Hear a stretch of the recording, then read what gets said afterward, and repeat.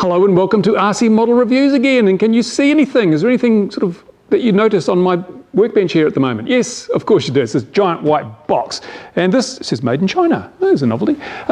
This box contains an FPV model. Now, it's not the Penguin, which I've got over there, waiting to test fly with all the internal electronics and flight control and all that sort of stuff. No, this is the Range Video Flying Wing, RVJet as it's called. Now, it is a nearly 2 metre wingspan. Well, it comes in two forms. You can use extensions to make it nearly 2 metres, or you can have a shorter version which is more manoeuvrable, more aerobatic.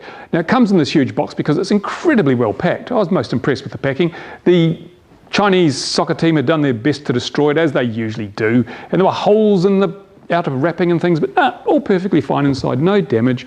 Wonderful. And I guess you pay more for shipping with a big box like this, but when it's really done well, like this one has been, then at least you don't end up with a soggy mess of crushed EPO at the end of it when you have it turning up in your post office box or wherever you get it sent to.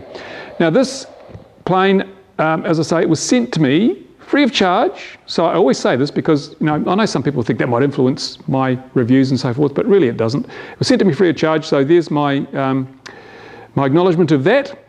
And I haven't taken it out of the box. I've had a quick look inside. I'm not going to do the unboxing. Goodness me, what a waste of time that is. But I might just talk about a couple of things I've found so far. And the first of those things are these. Look at this. I'm always talking about printed manuals and how quite often there's either no printed manual or it's really quite disappointingly Chinglish and, hard to follow. Well, I've got to say, these guys have really done the job properly. Look at this. It's not just photocopied on ordinary copy paper. It's actually got lots of nice pictures in it, and it's meaningful. It's actually written in English. It's easy to follow, although I hadn't done the build yet. When I do the build, we'll tick off the steps and make sure that it's actually accurate. But it's all pretty straightforward there. You'd be hard pushed to get this wrong, and that's a big bonus. Big bonus. And there's two. I love the bit on the back. It has a flight log, so you can fill in your flight. Yeah, we're all going to do that, aren't we? Never mind. It's a nice little touch. And then I also got the front view camera solution for the RVJet. It's a gimbal, which will take your GoPro, will take your little video camera, because on the nose of this plane there's a big Perspex dome, or a clear, Lexan dome, I suppose. So your camera gear is going to be all protected from the impacts. Not that I'd ever crash, of course. But the idea is you have a gimbaling camera which sits right up in the nose of the model and enables you to sort of get a really clear view, nothing obstructing your view. Now, to be totally honest, I'm not a great fan of pan and tilt, because if something goes wrong and it jams up, it can be really hard to fly the model when what you see in front of you is not actually what is in front of the model. If you get the camera stuck over to the side, then it's really hard to fly a model that way via FPV. But hey, some people like it, and if you do like it, then this gimbaling setup may be quite worthwhile. I'll have a look and see. They've sent me the gimbaling bits and pieces. I'll go through and I'll review it.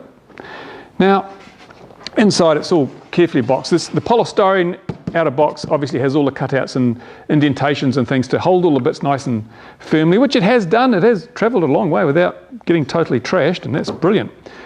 I will go through and do a build on it, because, like I did with the Penguin. It was, Penguin was an easy build. This looks like an easy build. I'm actually quite a fan of flying wings. I really like the flying wing concept because I've built a lot of flying wings in my time, and I've never broken the tail off any of them, which is really quite handy, isn't it? Because as you know, with the Penguin especially, that tail section, I mentioned it was fairly weak because it didn't have carbon down it. Now, I know they may have modified that now and put carbon in. Well, you can put carbon in yourself, but there ain't no way you're going to break the tail off this baby because it doesn't have one. Brilliant. And they also claim it's quite efficient. So once I get this together, I think we'll do some comparisons. We'll just see how long the Penguin flies on a particular size set of batteries and how long this will fly on a set of batteries. This should have a little bit of a advantage because obviously you're going to use a folding pusher prop on something like this, so the drag should be a lot lower. But then again, flying wings are not as aerodynamically efficient as a conventional layout because you sacrifice a bit of efficiency to get stability through having a reflex in the wing section.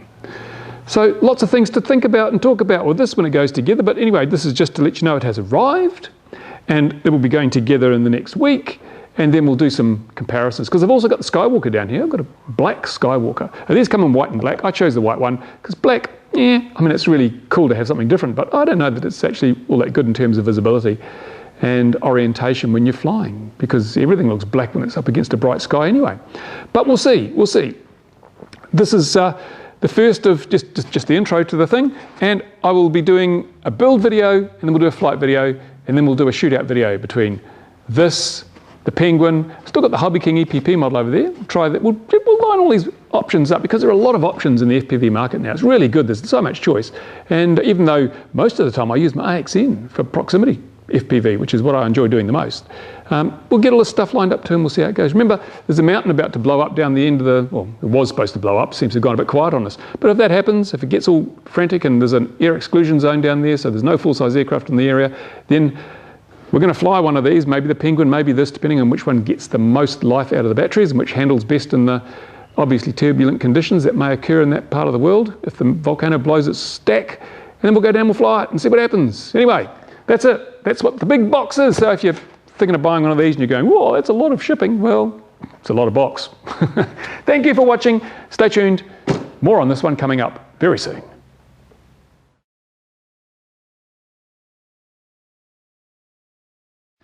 Hello and welcome again to RC Model Reviews, and today I've got a very big box, but I'm not going to unbox stuff because you know I don't like unboxing stuff. It's silly, it's just a waste of time.